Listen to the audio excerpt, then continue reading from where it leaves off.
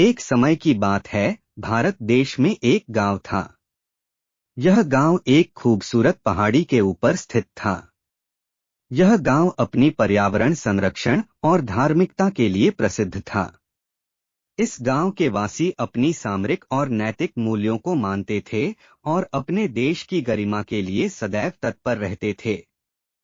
एक दिन गांव को एक सूचना मिली कि विदेशी सेना ने उनके पड़ोसी देश पर हमला किया है। उनके पड़ोसी देश के लोग डर के मारे हुए थे और सहायता की गुहार कर रहे थे। इस समाचार ने गांव के युवा को गहरे आघात में डाल दिया। एक युवा शख्स नामकरण गांव का ही निवासी था। उसने देश की गरिमा और समर्पण को स्वीकार किया था। उसे देश के लिए खुद को समर्पित करने का गर्व था। वह सामरिक तैयारी करने और लोगों को मोबाइल संचार के जरिए आपस में जोड़ने का निर्णय लिया। नामकरण ने सभी युवाओं को एकत्रित किया और उन्हें अपनी नीतियों के अनुसार अभ्यास कराना शुरू किया। वे अनुशासन और जुनून से भरे हुए थे। उन्होंने राष्ट्रीय गान गाया, वीर रस की कविताएं पढ़ी और एक दूसरे के साथ मिलकर अपने देश के प्रति अपनी प्रतिबद्धता दिखाई। एक सप्ताह की तैयारी के बाद वे सेना और सरकार को जानकारी देने के लिए दौड़े गए।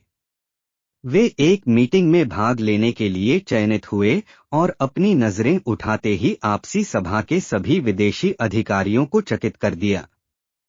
नामकरण ने एक बड़ी उच्चतम सभा की शुरुआत की और अपने देश के वीर सैनिकों की महत्वपूर्णता को बताया।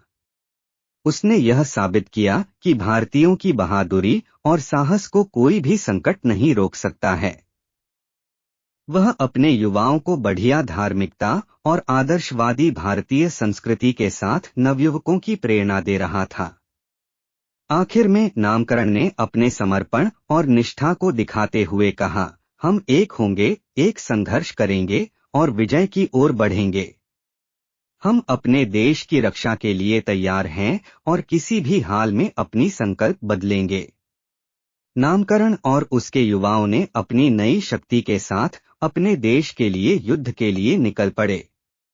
उन्होंने अपने वीरता, बुद्धिमत्ता और अद्वितीय रणनीति के साथ दुश्मन के खिलाफ जंग लड़ी। बारूद की आवाज, दुश्मन के हाथों में गिरने वाले योद्धाओं की चीखें और विजय की तालियां नामकरण के साथ गांव में बज रही थीं। उन्होंने अपने जन्मभूमि की गरिमा को बचाने के लिए निरंतर संघर्ष किया। अंततः भारतीय युवा सेना ने विदेशी अधिकारियों को पराजित किया और उन्हें उनके देश भेज दिया। नामकरण और उसके साथियों ने अपने देश के लिए एक महान जीत दर्ज की और संघर्ष के बाद गांव लौटे।